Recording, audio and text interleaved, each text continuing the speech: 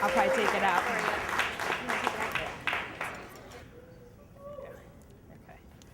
All right, so I was a chemistry major in college, which was a means to an end. It got me into medical school, but I realized toward the end of college that it gave you precious little fodder for cocktail party conversation. And I decided I better learn something else while I'm still in college. So the very last semester of college, I decided I needed to take an English class. So I got the best English class. Before the English class, we got to read To Kill a Mockingbird, which was like my favorite book ever, even before my literary conversion that you're about to hear about. And then we get into class the first day. I've been a chemistry major, taken all science classes. And we turn the chairs around, and we like face each other, and we get to discuss it. And I was just like, wow, this is totally amazing. We never get to do this about chemistry. And then I realized that I get completely engrossed in the class. So in about the third or fourth class, the professor taps me on the shoulder when I've started to raise my hand and says, if you let them finish, it's easier to smash them. And I realized, okay, I gotta dial it back just a little bit. But I love this class, and I finished college, and we went on a family vacation. And we were the kind of family that we went on family vacation. Everybody brought 2 books, and by the end of vacation, everybody had read all 10 books that were there. And I was very eager to share this with my family. And I realized when I made the first exchange with my dad, and I gave him something I had read in this class, and he gave me a John Grisham novel that I had been ruined, unfortunately, for popular literature by this class, and it was trash. I couldn't believe that I'd ever been able to read this, and I was pretty much a literary snob probably for about the next 20 years. Had a really tough time reading anything besides something that I considered a classic. And it started innocently enough. It was probably about 2009. I was on a girls' weekend for a friend's 40th birthday, went to the beach. I need, something light to read. And I have teenage daughters, and at that point, the Twilight series was very popular, right? And you can all just I feel the shame. And I'm like, I brought a backup, I can do it. I was totally engrossed in this Twilight series. And for those of you, I'm really ashamed of it, that are not familiar with it, totally preposterous. A very capable young woman, falls for a beautiful 17-year-old boy who's actually a 100-year-old vampire. He saves her life twice. He plays the piano. He reads literature.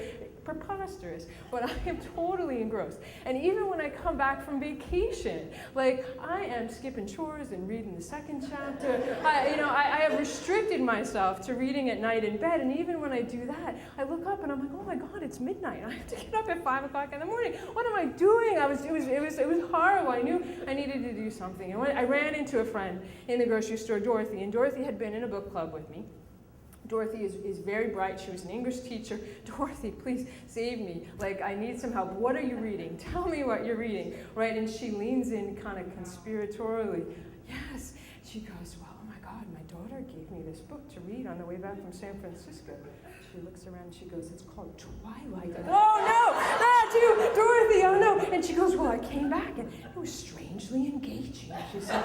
And I thought I would go out, I should get and read the sequel.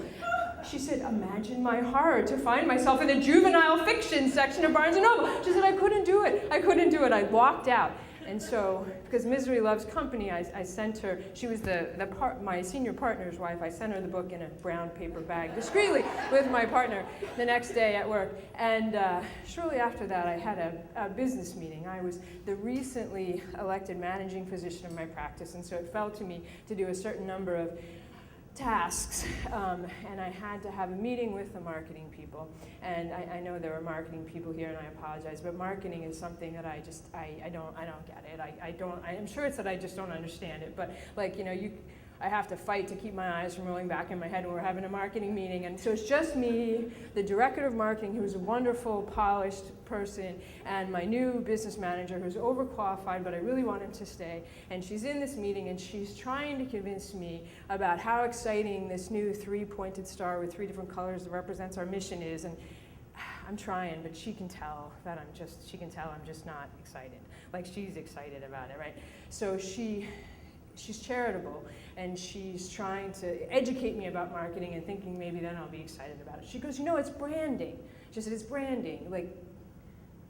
And she goes, well, when they tell you a certain company and a word comes to mind. Here, I'll give you an example, she says. Volvo. What comes to your mind? Well, what comes to my mind is Edward Cullen, who drives a Volvo, who is the hero of the Twilight novels, right? And they both can see that something comes to my mind. And they're both looking at me, very awkward pause.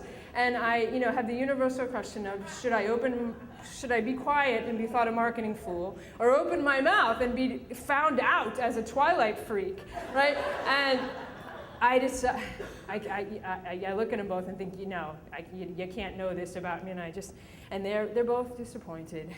Safety, they say, oh, safety, not hunky vampires. Safety is the answer to that question.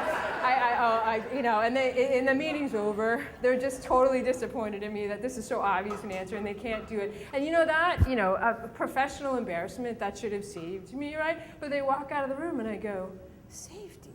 And a vampire. That's literary irony, isn't it?